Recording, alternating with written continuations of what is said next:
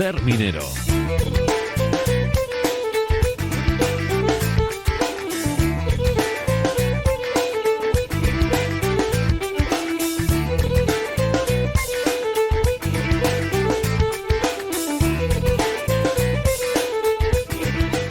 Y como ya es tradición a esta hora en nuestro Hoy por Hoy León, hablamos de cultura minera, lo hacemos con Roberto Fernández, el director del Museo de la Minería y de la Siderurgia. ¿Qué tal, Roberto? ¿Cómo estás? Hola, buenos días, muy bien. Listos y dispuestos a hablar de literatura minera, de historia minera, y lo haremos con un invitado al que vas a introducir a continuación. Pues sí, como dices tú, hoy retomamos nuestra sección de literatura, ¿no?, en la que solemos recomendar a nuestros oyentes libros que ayudan a conocer y entender mejor por la historia y la cultura de la minería.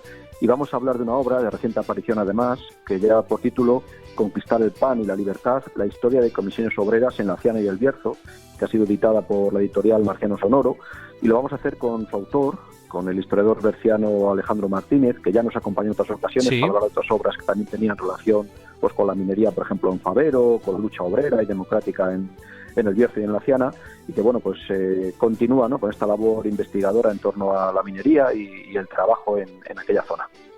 Muy bien, Alejandro Martínez Rodríguez, ¿qué tal? ¿Cómo estás? Muy bien, muchas gracias. Buenos días. Como nos recordaba Roberto, ya hemos tenido ocasión de charlar contigo con motivo de otras obras por tu parte, en las cuales pues has indagado, ¿no?, has investigado en aspectos relacionados con el movimiento obrero, con la minería, además con este territorio, ¿no?, con las comarcas de la Ciana y del Bierzo, en nuestra provincia de León. En esta ocasión, ¿por qué decidiste acotar este proyecto pues en el tiempo, ¿no?, en este periodo 62-82, y además ligarlo a comisiones obreras, a este sindicato? Bueno, en primer lugar, la anterior obra, como citabais, fue la primavera antifranquista, que lo llevaba desde la huelgona del 62 hasta 1971, y en esta ocasión, pues la Fundación Jesús Pereda de Comisiones Obreras de Castilla y León me propuso desarrollar una investigación sobre el origen de las comisiones obreras y, bueno, que ya en parte se esbozaba en aquella obra, y entonces eso me sirvió de excusa para hablar del antifranquismo y de la transición a ojos, digamos, de uno de sus mayores protagonistas, que fue el movimiento obrero de las comisiones obreras. Y bueno, lo acoto entre el 62 porque, digamos, con esa huelgona surge la primera comisión obrera estable en la minerosiderúrgica de Ponferrada, en el Valle de la Ciana, y lo cierro en el 82, digamos, porque se concluye o se cierra el ciclo de la transición, y lo que fue un movimiento sindical pues se acaba convirtiendo, o ya está constituido como un sindicato al uso, plenamente democrático y legalizado. Roberto.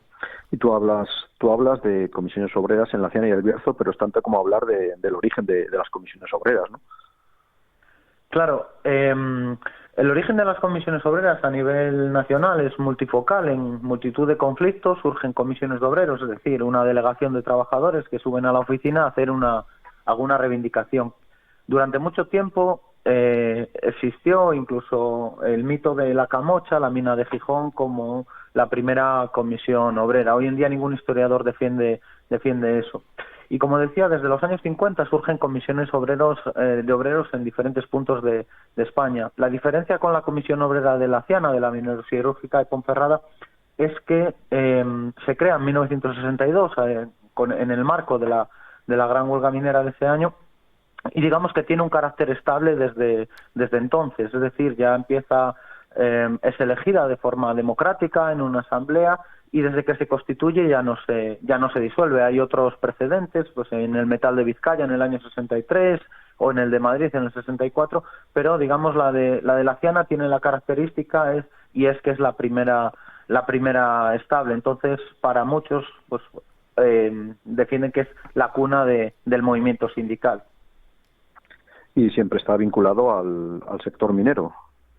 Claro, por ejemplo, en la zona del Bierzo y de la Ciana, ya desde el año 58, 59, detecto las primeras comisiones obreras, que bueno, como decía, son delegaciones ante conflictos puntuales. Luego crecerán con el plan de estabilización en el 59 y el 60, que en la minería, bueno, pues se traduce en despidos, en bajadas de destacos y demás, y siempre está muy ligado al sector minero por varias razones. Por un lado, porque es el sector económico y a ojos de empleo más numeroso de estas comarcas y obviamente de la provincia de León.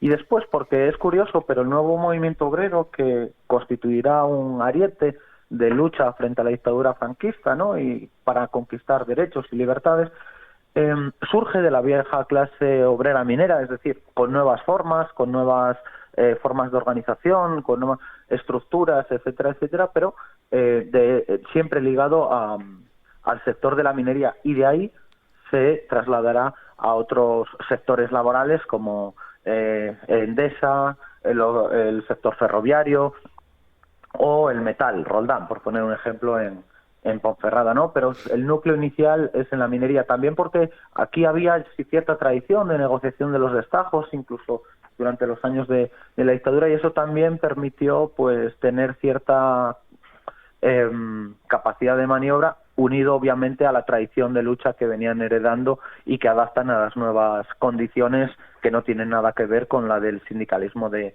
preguerra, ¿no? Uh-huh. ¿Y tenemos nombres y apellidos, alguna persona destacada que podamos mencionar en ese nacimiento de las comisiones obreras? Claro, pues si hablamos, por ejemplo, del movimiento sindical de las comisiones obreras y de esa comisión obrera estable en el Valle de la Ciana, pues podremos hablar de una figura clave que es el minero Benjamín Rubio, picador en Calderón, que es además un pozo muy icónico del Valle de la Ciana, del que surgirán varios dirigentes sindicales muy importantes. Benjamín Rubio viene de ser, en sus años de juventud, enlace de la guerrilla, pasa por la cárcel, después durante mucho tiempo no quiere saber nada, y en esta huelga del 62, pues bueno, digamos que es el que dice, después de un tiempo de parón y ante las peticiones de la empresa, dice: tenemos que elaborar unas reivindicaciones. Solicita una reunión, la primera reunión obrera y democrática desde 1936 en la provincia de León, es autorizada por la Guardia Civil, y ahí una comisión de mineros y una asamblea de unos 150 trabajadores pues plantea unas reivindicaciones a la empresa, ¿no? Todo esto teniendo en cuenta el contexto de represión durante la dictadura, en el que hacer una huelga es un delito de lesa patria, y que las manifestaciones o cualquier asamblea o reivindicación pues están totalmente prohibidas. Y luego, si nos vamos ya al periodo de la transición, al año 78, se va a elegir al primer secretario provincial de comisiones obreras, ya cuando se empieza a constituir como un sindicato, y el primero que hay uno precedente, que es Manuel Velasco, pero bueno, el primero que se elige en un Congreso Democrático es José Rodríguez. José Rodríguez también es un trabajador de la MSP y también de la Ciana, y va a ser el primer secretario provincial de comisiones obreras. O sea que lo que podemos ver es que ese movimiento sindical, digamos, que se afana en minar a la dictadura por un lado, en conquistar derechos democráticos y laborales, va a ser también, o va a tener una contribución decisiva y fundamental en la constitución ya de los sindicatos tras la transición y durante la transición y en el periodo ya democrático posterior. Y hablabas antes del contexto en el que surgen estas comisiones obreras y cómo fue la respuesta del régimen ante este pequeño nacimiento, ¿no?, y reivindicativo en la Ciana y en el Bierzo.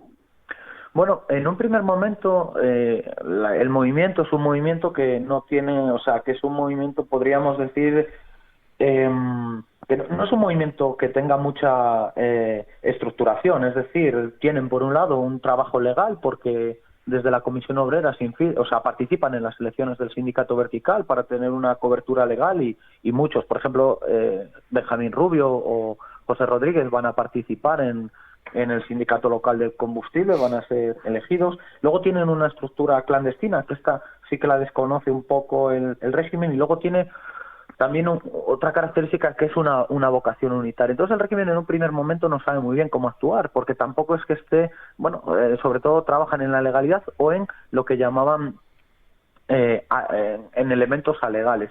Eso hasta el año 67, en el que el movimiento sindical de comisiones obreras se declara por el Tribunal Supremo como una filial del PC y se va a ilegalizar. Pero por entonces los mineros especialmente, y luego otros colectivos laborales, pero donde más se va a desarrollar es en el sector de la minería, han conseguido implantar por la vía de los hechos pues derechos que incluso en algunos países de la Europa democrática del momento son ilegales, como las asambleas en el centro de trabajo, en la MSP en La Ciana, pero también en Favero y en otras cuencas mineras, pues se va a desarrollar prácticas democráticas, ya digo, como la asamblea de trabajadores, la huelga, que están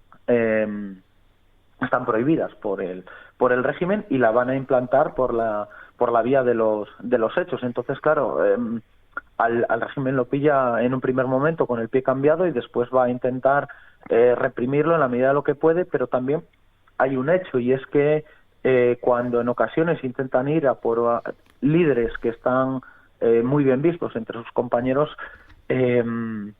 gozan de la protección de los mismos. Y como me decían algunos de ellos, decían, si vienen a por nosotros, que sabían que paraban toda la empresa y el carbón de aquella era muy muy importante, ¿no? Es decir, van a tener un apoyo importante. Entonces eso también los librará un poco de la represión del propio régimen. Uh-huh. Muy bien, pues no sé si quieres hacer algún último comentario por tu parte, Roberto. No, simplemente decirle a Alejandro que bueno, que yo creo que es una historia tan conocida, o sea, tan poco conocida como tan poco reconocida, ¿no? Porque al final tiene una importancia, yo creo que enorme en el tema del sindicalismo y del movimiento obrero, muy focalizado además en aquella zona, y que pasa muy desapercibida gracias a personas como Alejandro que estudian estos fondos y que los publican.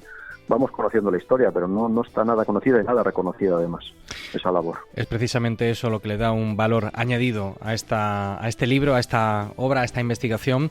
Conquistar el pan y la libertad, historia de las comisiones obreras en La Ciana y El Bierzo, desde el año 62 al 82.